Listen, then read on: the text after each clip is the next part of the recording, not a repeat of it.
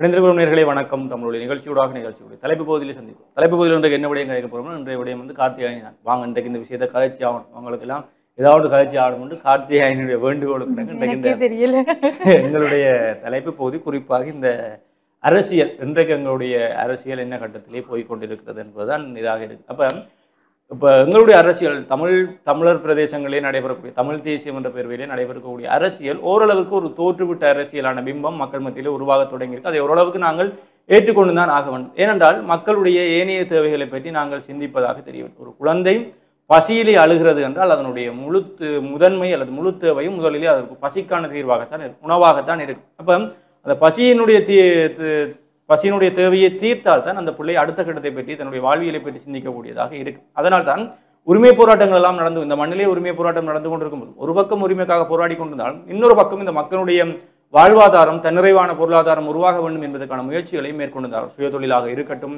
இங்கே மக்களுக்கான வேலை வாய்ப்பாக இருக்கட்டும், தங்களை தாங்களே பாதுகாத்துக் கொள்ளக்கூடிய விடயமாக இருக்கட்டும் மற்றும் குறிப்பாக வன்னிப்பெருநபரப்பில் இருந்தவர்களும் யாருமே இறுதி யுத்தம் வரைக்கும் இந்த பசிப்பட்டியினால் வேலையில் என்று வாடியவர்கள் அவர்களுக்கான வேலை வாய்ப்புகள் கொடுக்கப்பட்டது, சுய பொருளாதாரத்துக்கான வழிகள் உருவாக்கப்பட்டது, தன்னிறைவு பொருளாதாரம் எல்லாம் கொடுக்கப்பட்டது. அப்போ ஒரு பக்கம் உரிமைக்காக போராடி கொண்டிருக்கக்கூடிய இனம் இன்னொரு பக்கம் தன்னுடைய ஏனைய தேவைகளை, தன்னுடைய இந்த நிலத்திலே வாழ்தலை தாண்டி அவர்கள் உணவு தேவையாக இருக்கட்டும், பொருளாதார தேவையாகட்டும், உறையில் தேவையாக இருக்கட்டும், அடிப்படை தேவைகள் பூர்த்தி செய்யப்பட்டு கொண்டுதான் இருந்தன. ஆனால் அதற்கு பிறகு யுத்தத்திற்கு பிறகு எங்களுடைய அரசியல் என்பது தனியே எங்களுடைய உரிமை போராட்டங்கள் சார்ந்ததாகவும் உணர்ச்சி போராட்டங்கள் சார்ந்ததாகவும் மாத்திரமே மாறிக்கொண்டிருக்கிறது என்பதுதான் மிகப்பெரிய கவலையாக இருக்கு. இந்த மண்ணிலே மக்களுடைய அடிப்படை தேவைகள் என்ன என்பது பூர்த்தி செய்யப்படாமல் போனது. மிகப்பெரிய யுத்தத்துக்கு பிறகு மக்களுடைய பொருளாதார நிலை முற்றாக சீர்குலைந்தது, வாழ்வியல் முற்றாக சீர்குலைந்தது. அந்த கட்டத்தில் அவர்களுக்கு அடிப்படையாக தேவையாக இருந்ததும் அவர்கள் மீண்டும் நிமிர வேண்டும். பல முன்னாள் போராளிகள் பலர் நிர்கதியாக்கப்பட்டனர், அவருடைய குடும்பங்கள் நிர்கதியாக்கப்பட்டது. அதே போல யுத்தத்திலே பாதிப்படைந்த பலர் நிர்கதியாகின்றனர், அகதிகளாக பலர் சொந்த நாட்டுக்குள்ளே வாழ்ந்து வந்தார்கள்.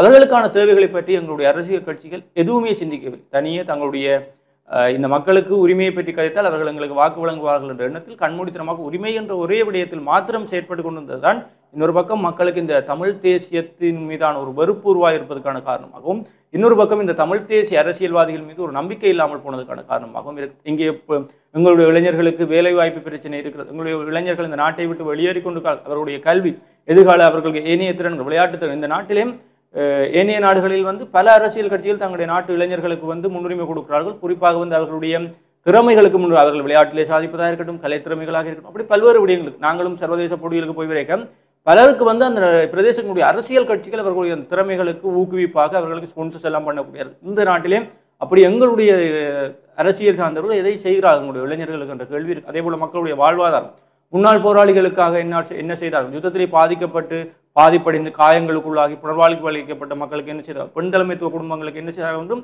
பாரிய கேள்விகள் இருக்கு. தனிய போராட்டங்களுக்கான பகடை காய்களாக இளைஞர்களை பயன்படுத்தி கொண்டார்கள் என்ற கேள்வி கூட இருக்கு. அப்படி இருக்கும் பொழுதும் இப்படியான விரக்திகளுக்கு மத்தியில் கட்சியை நாங்கள் எதிர்ப்பு அரசியல் என்பது வேறு, என்ன செய்தாலும் எதிர்ப்பது என்பது வேறு விடயமாக இருக்கு. எதிர்ப்பு என்பது நாங்கள் எங்களுடைய நிலைப்பாட்டிலே இருந்து அந்த நிலைப்பாட்டோடு அவர்கள் ஒத்து வராத போது நாங்கள் எதிர்த்து நிற்போம். இன்னொரு விடயம் எல்லாவற்றுக்கும் எதிர்ப்பு என்பது அவர்கள் எது செய்தாலும் எதிர்ப்போம், இதுதான் எங்களுடைய அரசியல், இதை மக்கள் நம்புவார்கள் என்று கண்மூடித்தனமாச்சு. இப்படியான ஒரு அரசியலை செய்தும் இறுதியிலே நாங்கள் கண்டது எது என்று பார்த்தால் இறுதியிலே நாங்கள் கண்ட ஒரே ஒரு விடயம், எங்களுடைய பிரதேசத்திலே தமிழ் தேசியம் என்று கூறிக்கொண்டு பல கட்சிகளுடைய எண்ணிக்கை தான் அதிகம். சாதாரணமாக சிந்தித்து பாருங்கள், எங்களுடைய இருக்கக்கூடிய கட்சிகளுக்கும் 2010 இருந்த கட்சிக்கும் இன்றைக்கு எங்களிடம் இருக்கக்கூடிய கட்சிகளுடைய எண்ணிக்கையும், குறிப்பாக தமிழ் தேசியம் பேசக்கூடிய கட்சிகளுடைய எண்ணிக்கையும் பாருங்கள்.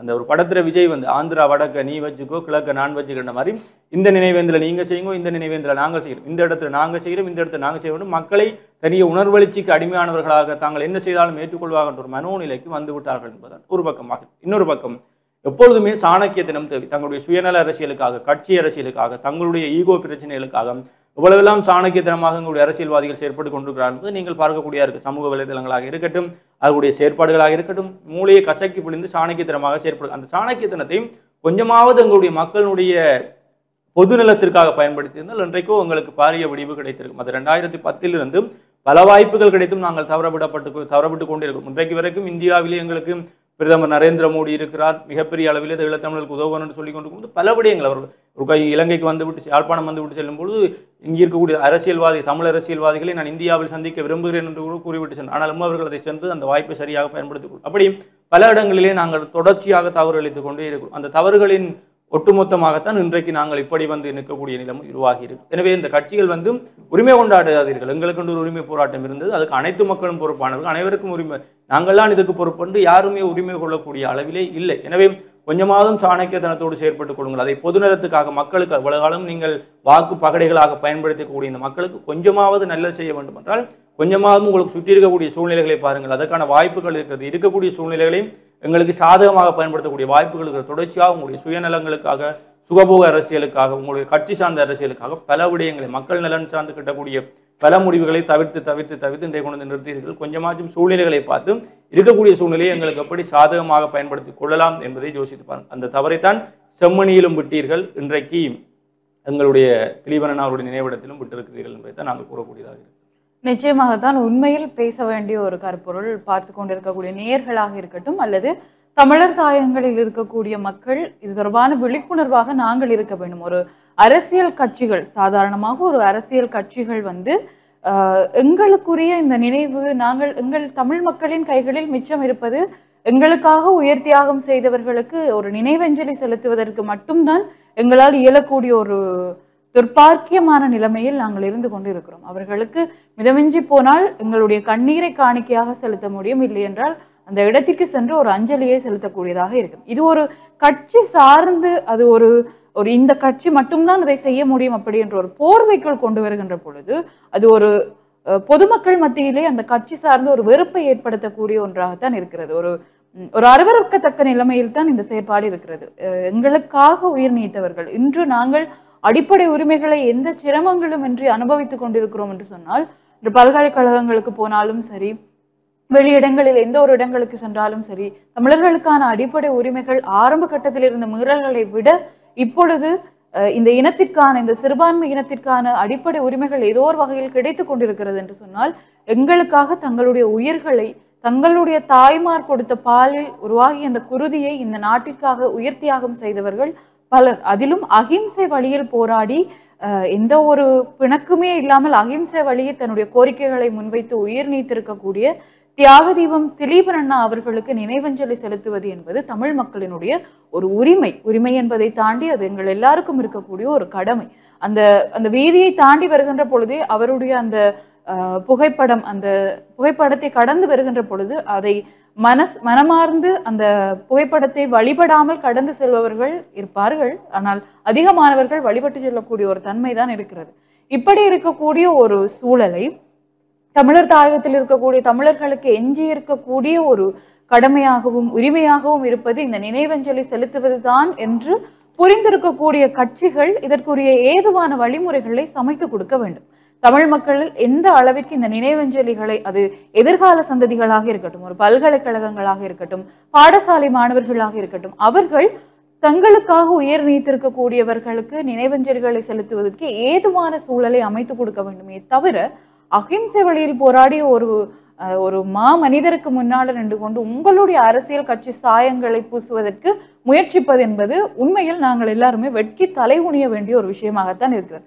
பொதுவாக அவர்களுக்கு அப்படி செயற்பட்டவர்களுக்கு என்று ஒரு சில வார்த்தை பிரயோகங்களை பயன்படுத்தி சமூக வலைதளங்களில் பதிவுகளை முன்வைத்திருப்பவர்களை பார்க்க, ஒட்டுமொத்தமாக இந்த தமிழ் சமுதாயம் அப்படியான ஒரு செயற்பாட்டில் ஈடுபட்டவர்கள் மீது அதிருப்தியில் இருக்கிறது அப்படி என்பதை அந்த கட்சி சார்ந்தவர்களும் புரிந்து கொள்ள வேண்டும். தமிழ் மக்கள் சார்ந்து அந்த கட்சி சார்ந்து பயணிக்கிறவர்களும் புரிந்து கொள்ள வேண்டும். அடிப்படையில் எல்லாத்திற்குமே எதிர்ப்பு அரசியல் செய்வது என்பது எங்களுடைய தேசம், தமிழ் மக்களுடைய தேசம் அப்படி என்றாலே அது ஒரு எதிர்ப்பு அரசியல் என்ற போர்வைக்குள் நாங்கள் வந்துவிட்டோம்.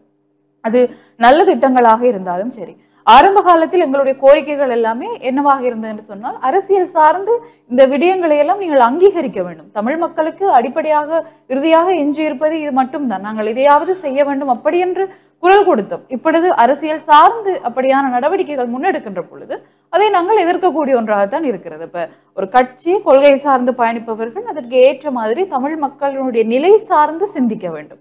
அதற்கு அப்பாற்பட்டு தனி கட்சி சார்ந்து எங்களுடைய கட்சி தான் இதை செய்ய வேண்டும். இப்ப எப்படி என்று சொன்னால், ஒரு சிலருடைய மனநிலை எல்லாம் இருக்கும் ஹரிஹரன். இப்ப உதவி செய்ய வேண்டும், ஆனால் அது தான் மட்டும்தான் செய்ய வேண்டும்.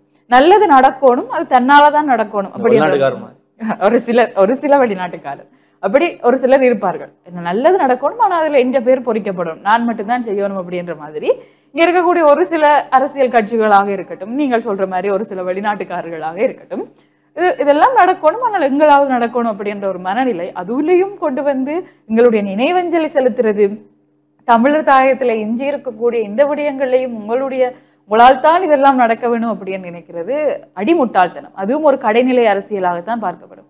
உண்மையில் அறம் அப்படி என்று சொன்னால் கடைநிலை அரசியல் செய்பவர்கள் எல்லாமே இந்த அரசியலில் இருந்து தூக்கி எறியப்பட்டவர்களாக தான் இருப்பார்கள். அதற்கு நாங்கள் வேறு எந்த நாட்டையுமே பெரிய உதாரணமாக எடுத்துக்கொள்ள தேவை. எங்களுடைய நாட்டில் இருக்கக்கூடிய மிகப்பெரிய உதாரணங்களே எடுத்துக்கொள்ள, கடைநிலை அரசியல் செய்பவர்கள் எல்லாம் அந்த அரசியலில் இருந்து தூக்கி எறியப்படுவார்கள் அப்படி என்பதுதான் உண்மையான ஒரு விஷயம். அப்படி தமிழர் தேசங்களிலும் இடம்பெற வாய்ப்பளிக்காதீர்கள். ஏதோ ஒரு வகையில் தமிழ் கட்சிகள் தமிழர்களுக்காக ஏதோ ஒன்றை செய்ய வேண்டும் என்று அந்த கட்சியில் இருக்கக்கூடிய ஒரு சிலர் முன்மாதிரியாக செயற்பட்டு கொண்டிருக்கின்ற பொழுது அந்த கட்சியில் இருக்கக்கூடிய ஏனையவர்களுடைய இந்த கடைநிலை அரசியல் செயற்பாடுகள் பொதுமக்களை ஒட்டுமொத்தமாக அந்த கட்சி சார்ந்து ஒரு வெறுப்பையும் ஒரு மன விரக்தியையும் ஏற்படுத்தக்கூடிய ஒன்றாகவும் இருக்கும் என்பதுதான் உண்மையில். நேற்றைய தினம் இந்த செய்திகளை பார்க்கின்ற பொழுதெல்லாம் அவ்வளவு ஒரு ஆதங்கமாக இருந்தது. நாங்கள் எங்களுடைய உரிமை அது, நாங்கள் நினைவஞ்சலி செலுத்துவது, அது அமைச்சராக இருந்தாலும் சரி, பாராளுமன்ற உறுப்பினராக இருந்தாலும் சரி, பாடசாலை மாணவர்களாக இருந்தாலும் சரி, பல்கலைக்கழக மாணவர்களாக இருந்தாலும் சரி, யாரா இருந்தாலும் சரி, அது எங்களுடைய உரிமை, அது எங்களுடைய கடமை. நாங்கள் நினைவஞ்சலி செலுத்த வருகிறது என்பது அது எங்களுக்கானது. அதை தடுப்பதற்கு இந்த கட்சிகளுக்கும் அதிகாரம் இல்லை என்பதை முதலில் அந்த கட்சி சார்ந்தவர்கள் புரிந்து கொள்ள வேண்டும் அப்படி என்பதைத்தான் நாங்கள் இந்த தலைப்பகுதியோட சொல்லிக்கொள்றோம். எங்களுடைய அரசியல் அவ்வளவு கேவலமான அரசியலாக இருக்கிறது என்றால் இந்த எப்படி எல்லாவற்றையும் எதிர்ப்போம் என்றால் உண்மையிலே இந்த முன்னாள் ஜனாதிபதிகளுடைய சலுகைகள் ரத்து செய்யப்படக்கூடிய சட்டமூலத்துக்கான வாக்கெடுப்பு முன்னெடுக்கப்படும். அப்போ எங்களுடைய தமிழ் தரப்புகள் ஒன்றாக அந்த விடயத்திலிருந்து விலகி இருக்கக்கூடிய விடயம் என்பதும் எவ்வளவு ஒரு கேவலமான விடயம் யோசித்து பாருங்கள்.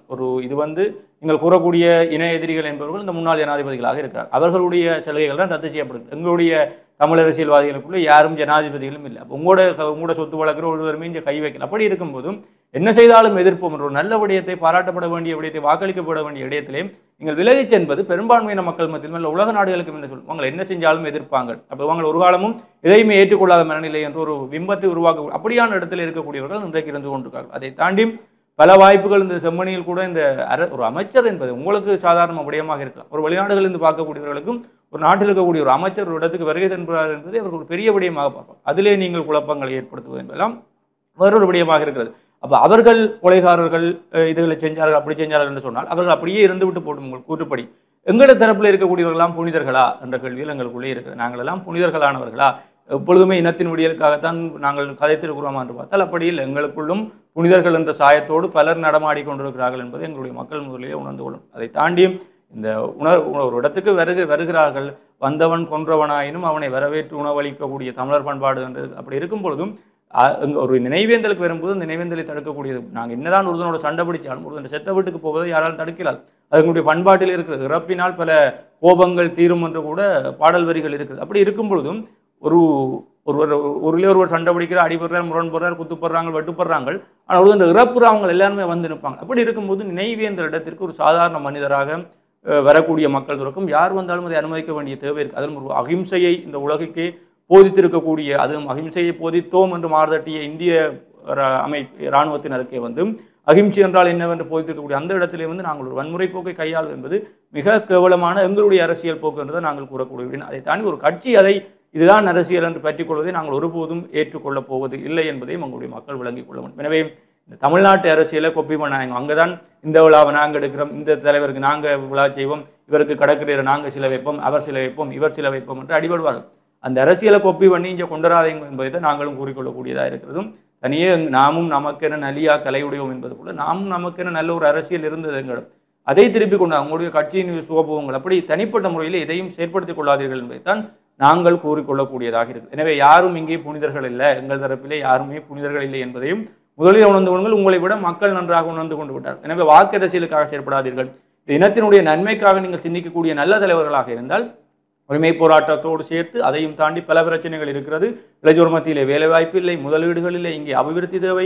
இந்த இடத்திலே நீங்கள் இவ்வளவு பெரிய டயஸ்போராக்களோடலாம் கண்டெக்ட் வச்சிருக்க நீங்கள் என்ன முதலீடு செஞ்சீங்க என்பது இன்னொரு கேள்வியாக. வரலாற்று சின்னங்கள் அழிந்து போகிறது. அப்படி பலதரப்பட்ட பிரச்சனைகள் இருக்குது. இன்றைக்கும் ரோட்டு வழியை யாசகம் பெறக்கூடிய பல முன்னாள் போராளிகள் இருக்கிறார்கள். தனியே பெண் தலைமைத்துவ குடும்பங்கள் இன்றைக்கும் அன்றாட வாழ்க்கைக்காக போராடி கொண்டிருக்காங்க. அப்போ தனி அரசியல் லாபங்களுக்காக டயஸ்போராக்களோட கதைச்சு பணங்களை இங்கே கொண்டு வரக்கூடிய நீங்கள் யுத்தத்துக்கு பிறகு இருக்கக்கூடிய பொருளாதார உட்கட்டமைப்பு வசதிகளை அபிவிருத்தி செய்வதற்கான இந்த நடவடிக்கைகளுக்கு அரசாங்கத்தை விமர்சிக்கிற நீங்களாட்சி மீதாக செஞ்சு கொடுக்கும் அதையும் செய்கிறீர்கள் என்பதுதான் கவலையாக இருக்கு. இப்படியே போனால் ஒரு கட்டத்தில் தமிழ் தேசியம் என்று நீங்கள் இன்றைக்கு செய்வது தமிழ் தேசியம் இல்லை, ஆனால் தமிழ் தேசியம் என்பதன் மீது மக்கள் வெறுப்பு கொள்ள தொடங்கி விடுவார்கள். எனவே அதை பாதுகாக்க வேண்டிய தேவை இருக்கிறது. மக்கள் நலன் சார்ந்து கொஞ்சம் சிந்தியுங்கள். எதற்கும் நீங்கள் உரிமை கொண்டாடுகிறீர்கள். மக்கள் சேவைக்கு வந்தது எல்லாமே பொதுவாக இருக்கும்போது எதையும் உங்களுக்கு உங்கள் கட்சி சார்ந்த விடயத்துக்குள் வந்து விடாதீர்கள் என்பதைத்தான் நாங்களும் கூறிக்கொண்டு நாங்கள் உங்களிடம் விடைபெற்று செல்ல போகிறோம். மற்றும் ஒரு நிகழ்ச்சியில் உங்களை சந்திக்கும் முறை உங்களிடம் விடைபெற்று செல்லும் நான் உங்களிடம் கரிகரன் மற்றும் ஹார்த்தியாயினி. நன்றி.